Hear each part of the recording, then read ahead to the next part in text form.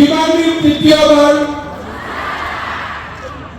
আৰু অলপ ডাঙৰ কৰি কওক কিমানদিন তৃতীয়বাৰ 50,000 50,000 এতিয়া মোক কওক আছে হাত ডাঙৰ বাপৰে চবেই দেখোন মুখ্যমন্ত্ৰীক কোনো ধৰণৰ ৰাজনৈতিক কথা বতৰা নকোৱাৰ বাবে ধন্যবাদ অখিল গগৈৰ। মুখ্যমন্ত্ৰীক পুনৰ প্ৰত্যাহ্বান অখিলৰ। শিৱসাগৰতে আটাইতকৈ বেছি খিলঞ্জীয়া মানুহ আছে। জালুকবাৰীৰ বেংগলী ভোটাৰেৰে নিৰ্বাচনত জয়ী হৈ থকা মুখ্যমন্ত্ৰীক জালুকবাৰীৰ পৰিৱৰ্তে শিৱসাগৰত নিৰ্বাচনত প্ৰতিদ্বন্দ্বিতা কৰাৰ প্ৰত্যাহ্বান অখিলৰ।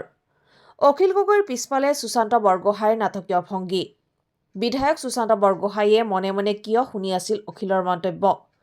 নাটকীয় কায়দাৰে সুশান্তই অখিলৰ পিছফালে থিয় হৈ আছিল।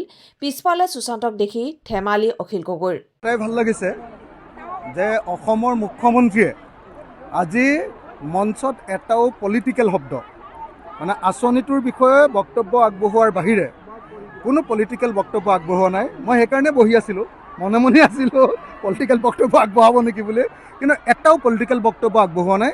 অৱশ্যে তেখেতে কেইটামান প্ৰতিশ্ৰুতি দিছিলে, তলাতল ঘৰ প্ৰকল্পটো, তাৰপিছত দিখৌ দলংখন আৰু হেৰিয়াৰ যমুনাখনৰ খনন আৰু আমাৰ কি কয় আমাৰ দৰিকাখনৰ গোটেই কামটো কৰি দিম বুলি সেইকেইটা কথা ক'ব বুলি আশা কৰিছিলোঁ, কৈ থৈ যোৱা নাই।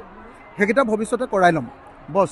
কিন্তু এটা কথা খাটাং, নহ'লে মইতো বিতৰ্ক হ'ব বুলি ভাবি ৰৈ আছিলোঁ ওচৰতে যে তেখেতে পলিটিকেল কথা ক'ব, কিন্তু ভাল লাগিলে যে তেখেতে এটাও পলিটিকেল বাক্য আজি কোৱা নাই, মোকো কাট মৰা নাই।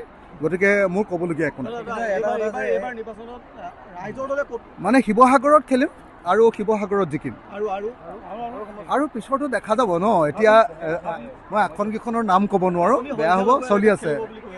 আৰে মই হ'লোঁ অসমীয়া জাতীয়তাবাদৰ অসমীয়া থলুৱা মানুহৰ আটাইতকৈ গৰ্বিত প্ৰতিনিধি আৰু অসমীয়া থলুৱা খিলঞ্জীয়া মানুহৰ 1 নম্বৰ হেডকোৱাৰ্টাৰখনৰ নাম হ'ল শিৱসাগৰ। গতিকে মই শিৱসাগৰত খেলিম, শিৱসাগৰত জিকিম। আৰু আকৌ এটা কথা কৈ দিছোঁ, মইতো সেইকাৰণে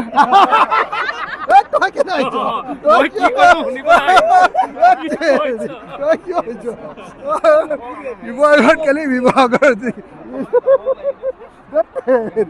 আৰু এটা কথা মই এইটো সদায় মুখ্যমন্ত্ৰীক কওঁৱেই যে আপুনি জালুকবাৰীত এই বাহিৰৰ বেংগলী মানুহ, বিহাৰী মানুহ, মাৰোৱাৰী মানুহ আনি জিকি আছে, এবাৰ শিৱসাগৰত আহক না। ইমান খিলঞ্জীয়া কয়, খিলঞ্জীয়া ঠাইডোখৰত একবাৰ শিৱসাগৰত মুখ্যমন্ত্ৰী আৰু মই একেলগতে খেলোঁ। Thank U.